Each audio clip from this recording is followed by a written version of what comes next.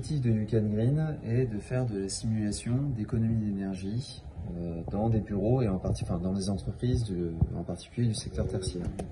Donc l'objectif, c'est ce qu'on voit pour l'écran. Dans un premier temps, on a, je dirais, la partie constatation de la consommation d'énergie, donc avec la saisie des différents appareils. Alors je vais repartir en mode normal. Voilà, la saisie des différents appareils. Donc quand on saisit un appareil, on dit combien il y en a, on dit la durée de fonctionnement, combien d'heures ça fonctionne dans une journée, en fonction si on est en ouverture ou fermeture. Ensuite la consommation normale et la consommation en veille.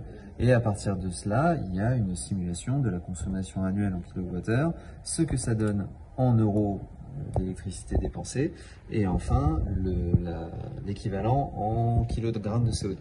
Toute cette saisie ainsi que les saisies des factures d'énergie et des factures d'essence permettent d'éditer déjà une première synthèse.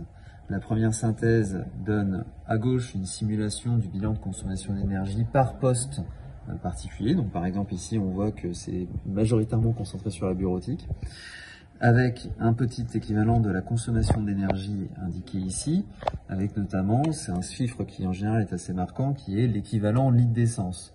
Donc là, on se rend compte que l'électricité c'est très immatériel, mais quand on transforme l'électricité en un litre d'essence qu'on met dans une voiture, tout de suite on comprend que c'est quand même pas une consommation d'énergie négligeable. Et la deuxième partie, qui est la partie bilan carbone.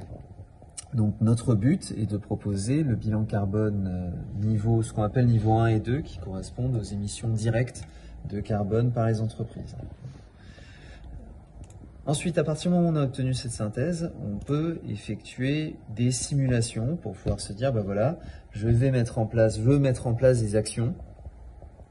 Et quand je mets en place ces actions, quels vont être les impacts sur ma consommation d'énergie et sur mes émissions de gaz à effet de serre.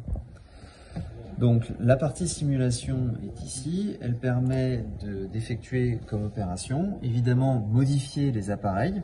Donc typiquement, par exemple, on va le voir ici pour la rétro et la télé, le client chez qui on était ici mettait les appareils en veille quand ils fonctionnaient pas. Donc on leur a dit, c'est pas compliqué, au lieu de les mettre en veille, vous coupez la prise.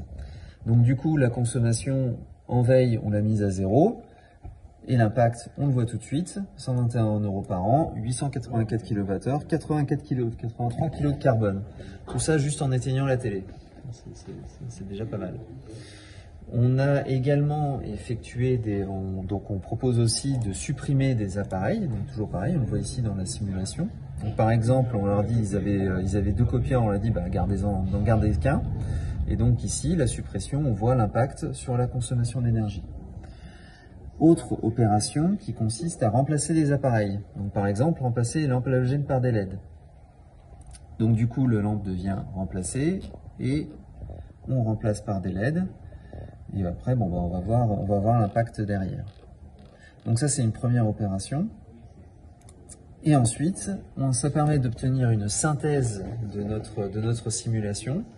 Alors la synthèse est dans 2 parties. La première partie, c'est l'impact réel sur la consommation. Donc on retrouve le même graphique en toile d'araignée qu'on avait dans l'onglet précédent, mais avec la nouvelle surface quand on a terminé nos optimisations. Donc là, on peut voir qu'on a clairement travaillé là où il fallait, c'est-à-dire sur la bureautique.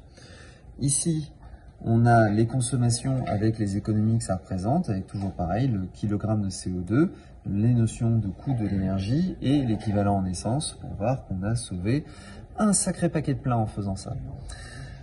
Et ensuite, on a aussi, parce que c'est quand même un élément qui est important dans la sobriété, c'est quand même l'économie financière, donc on donne une étude de rentabilité. L'étude de rentabilité donne l'investissement en travaux, parce qu'évidemment, pour pouvoir mettre en place ces éléments-là, il faut des travaux d'électricité, des choses comme ça. L'investissement en matériel, donc les achats qui correspondent. Sur cet investissement en matériel, on va retirer les éventuels coûts de revente, parce qu'évidemment, dans une démarche écologique, il ne faut pas jeter le matériel s'il est encore utilisable, il faut le vendre ou le donner. Donc ça, on le compte évidemment dans les calculs de rentabilité. On a le calcul d'économie mensuelle et ainsi ça permet de donner les gains sur 3 ans. Donc dans le cas qui nous préoccupe dans la simulation qu'on a faite ici, c'est 3 300 € sur 3 ans, c'est déjà pas mal.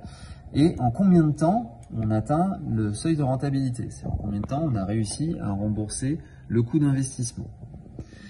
La simulation que j'ai faite ici est une simulation réaliste, c'est-à-dire qu'on a effectué ce travail chez nous, dans ces locaux ActiveSoft, et on a effectivement rentabilisé l'ensemble des travaux qu'on a effectués en un peu moins d'1 an, pour une diminution de notre consommation électrique entre 40 et 60% en fonction des saisons. Donc ça fait une différence énorme avec un investissement au départ qui est assez faible. Et clairement, l'outil YouCamGreen est fait pour pouvoir vous montrer l'impact de travaux qui peuvent être assez simples. Voilà.